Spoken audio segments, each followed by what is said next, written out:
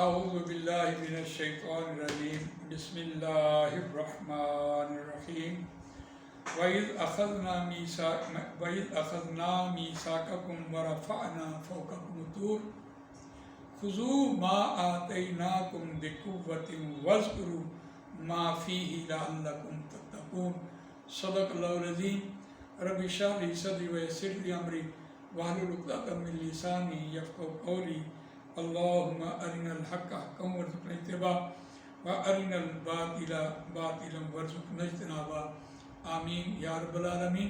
یہ آیت نمبر 63 آپ کے سامنے تلاوت کی ہے۔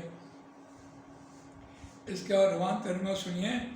وَإِذْ أَخَذْنَا مِيثَاقَكُمْ وَرَفَعْنَا فَوْقَكُمُ الطُّورَ، اور وہ وقت یاد کرو جب ہم نے لیا تم سے پختہ وعدہ، وَرَفَعْنَا فَوْقَكُمُ الطُّورَ، اور ہم نے لا کھڑا کیا، ہم نے بلند کیا تمہارے اوپر طور پہاڑ کو، طور کو۔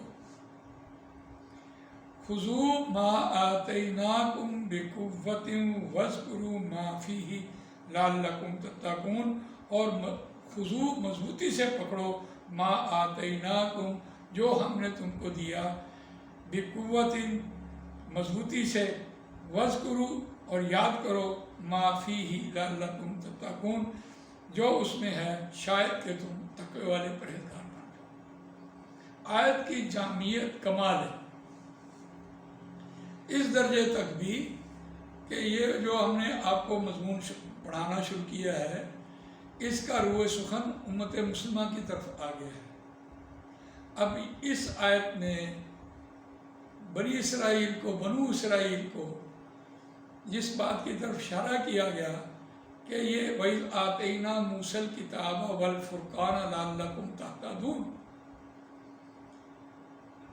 اور وہاں تو یہ تھی بات کہ تمہیں توریت دی ہے اور تم اس سے راہ پالو، زندگی گزارنے کا طریقہ سیکھو۔ انہوں نے اس کو چھوڑا، خانہ جنگی میں مبتلا ہوئے۔ آیت نمبر 54-55 میں ہم نے یہ بات پڑھی تھی۔ لیکن یہاں دیکھیے دوبارہ اس کی طرف اشارہ کیا کہ جب انہوں نے اس کی نافرمانی کی تو چونکہ صحرائی لوگ تھے، انہوں نے پہاڑ دیکھا نہیں تھا، تو طور پہاڑ کو، طور کو لا کھڑا کیا ان کے سر کے اوپر، اور ایسا تھا جیسا آج مینار پاکستان ہے۔ آپ کسی بچے کو اس کے نیچے لے جائیں، وہ اوپر کر کے دیکھے تو یقیناً ایسا جیسا وہ گرا چاہتا ہے، اتنا خوف ہوتا ہے وہاں کہ ابھی گرا کہ ابھی گرا۔ بس ان کو ڈرایا گیا، طور پہاڑ لا کھڑا کیا گیا اور ان کو ڈرا کر ان سے یہ وعدہ لیا گیا کہ خُذُوا مَا آتَيْنَاكُمْ بِقُوَّةٍ وَاذْكُرُوا مَا فِيهِ، وہ یاد کرو جو اس میں ہے، مضبوطی سے پکڑو، مضبوطی سے تھامو اس کو، اور دیکھیں شاید کہ وہ مان جاتے، لیکن شاید کہ وہ تم تقوی اختیار کرو۔ اب جب یہاں قرآن میں لَعَلَّكُمْ تَتَّقُونَ کہہ رہا ہے تو اس سے مراد امت مسلمہ بھی ہے۔ کیوں امت مسلمہ کیسی ٹھہری؟ دیکھیے ہماری عبادات میں یا ایھا الناس کلوا مما فی الارض حلالا طیبا ولا تتبعوا خطوات الشیطان انہ لکم عدو مبین، یہاں بھی آیت ہے۔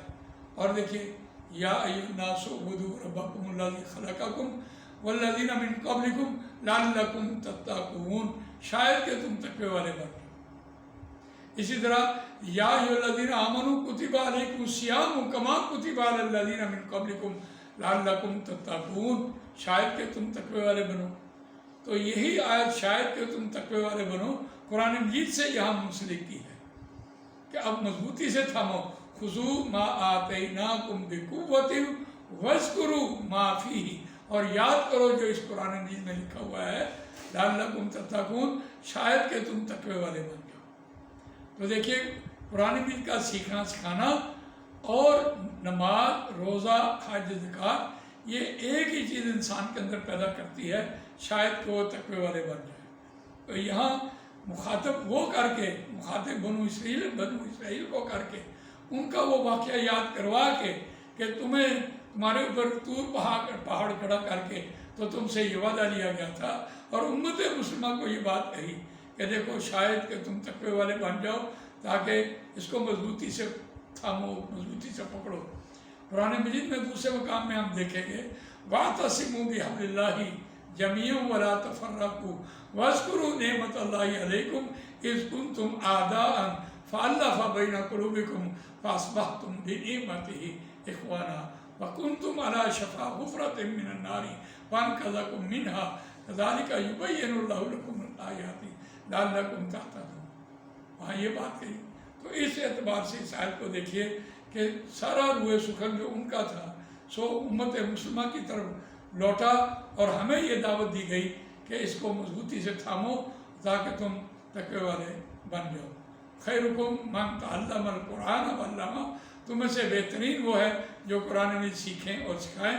بلغوا انی ولو آیا، تم پہنچاؤ میری طرف سے خواہ ایک ہی آیت تمہارے پاس کیوں نہ ہو۔ تو اس انداز سے اس کو پڑھیے۔ اب آگے انشاءاللہ مضمون آگے بدلتا چلا جا رہا ہے۔ جزاک اللہ خیر۔